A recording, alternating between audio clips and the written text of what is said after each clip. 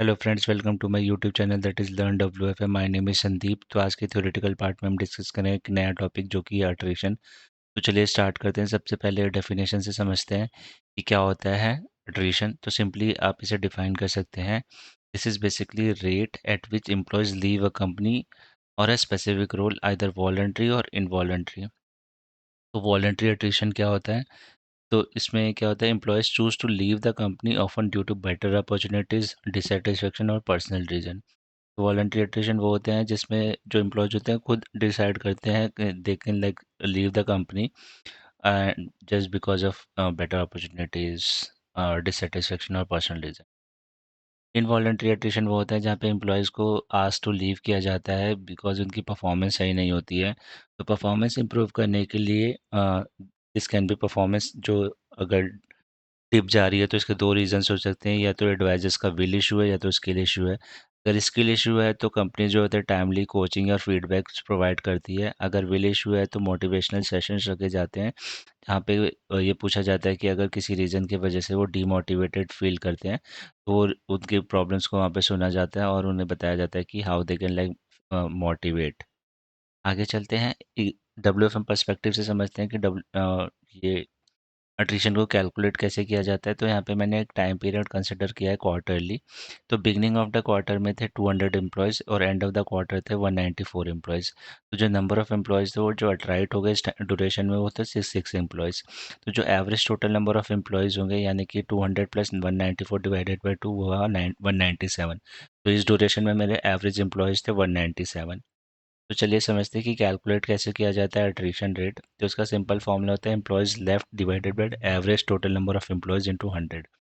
यहाँ पे जो मैंने ड्यूरेशन कंसिडर किया है वो क्वार्टरली कंसिडर किया है, तो एवरेज होगा स्टार्ट और एंड ऑफ द क्वार्टर का एवरेज। जो मेरे क्वार्टर के स्टार्ट में जितने एम्प्लॉयज़ थे और क्वार्टर के एंड में जितने एम्प्लॉयज़ थे उसका एवरेज जो कि है 197। और जो एम्प्लॉयज़ अट्राइट हुए हैं वो है 6। तो 6 by 197 into 100 it is around 3%। तो ये मैंने एक हाइपोथेटिकल नंबर लिया, बट जनरली जो अट्रिशन रेट होता है वो ऐसे ही होता है 1%, 2%, 3%। बट ये जनरली ऐसा होता है, बट हो सकता है कि ज़्यादा भी हो जाए अट्रिशन, इससे ज़्यादा भी हो सकता है। आगे चलते हैं। तो जो मैंने यहाँ पे ड्यूरेशन कंसिडर किया है वो वीकली भी मैं ले सकता हूँ, मंथली भी ले सकता हूँ, क्वार्टरली भी और एनुअली भी। मैं चेक कर सकता हूँ कि मेरा वीकली क्या ट्रेंड है, मंथली क्या ट्रेंड है, क्वार्टरली क्या ट्रेंड है, कि मेरे कितने एम्प्लॉयज़ अट्रैक्ट होते हैं। आगे चलते हैं कि इसका इम्पैक्ट क्या है। तो ये सबसे बड़ा इम्पैक्ट होता है कि स्टाफिंग चैलेंज है। अगर हाई अट्रिशन रेट है तो मेरे इससे इनडायरेक्टली इसका मतलब है कि स्टाफिंग शॉर्टेज होगी, जिससे मेरा SLA इम्पैक्ट होगा, जिसका डायरेक्टली मतलब है कि जो कस्टमर सेटिस्फेक्शन होगी वो इम्पैक्ट होगी, क्योंकि उन्हें टाइमली रिस्पॉन्स नहीं मिलेगा, क्योंकि बहुत एम्प्लॉयज़ जो है वो अट्रैक्ट हो चुके हैं।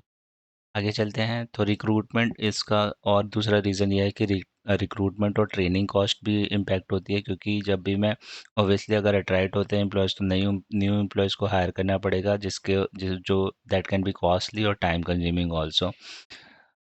और राइट, आगे चलते हैं। और क्या इम्पैक्ट होता है कि इससे नॉलेज और एक्सपीरियंस लॉस भी होता है, क्योंकि जो मेरे एम्प्लॉयज़ अट्रैक्ट हुए हैं वो बेसिकली नॉलेजेबल और एक्सपीरियंस्ड होते हैं। तो ऑब्वियस अगर मैं न्यू एम्प्लॉयज़ को हायर भी करता हूँ और वो प्रोडक्शन में आ भी जाते हैं तो भी उन्हें ट्रेंड होने में टाइम लगता है। तो इससे मेरी जो परफॉर्मेंस है वो डिप हो सकती है।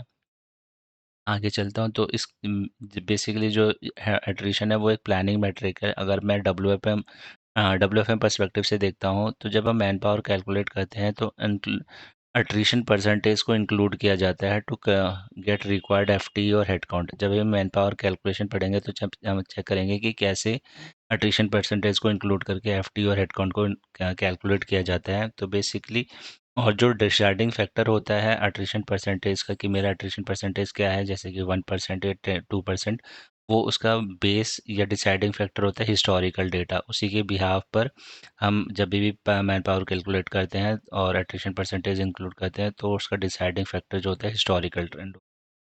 आगे चलते हैं। तो प्लानिंग इस जस्ट ऐसे की जाती है कि जो भी अगर मेरा इन फ्यूचर अट्रिशन होता भी है तो मेरा जो रियल टाइम टारगेट है वो इम्पैक्ट नहीं होता है।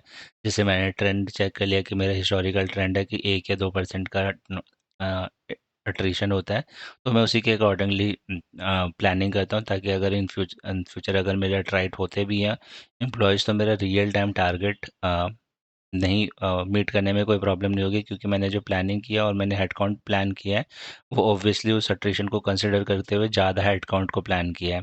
जैसे कि मेरे पास 10 एम्प्लॉयज़ की रिक्वायरमेंट थी, तो मैंने 12 एम्प्लॉयज़ को ऑलरेडी प्लान कर रखा है कि अगर मेरे 2 एम्प्लॉयज़ अट्रैक्ट भी हो जाते हैं तो मुझे कोई प्रॉब्लम नहीं होगी। तो ये ऑलरेडी पहले से प्लान कर लिया जाता है। ये एक हाइपोथेटिकल एग्जांपल दिया यहाँ पे भी मैंने।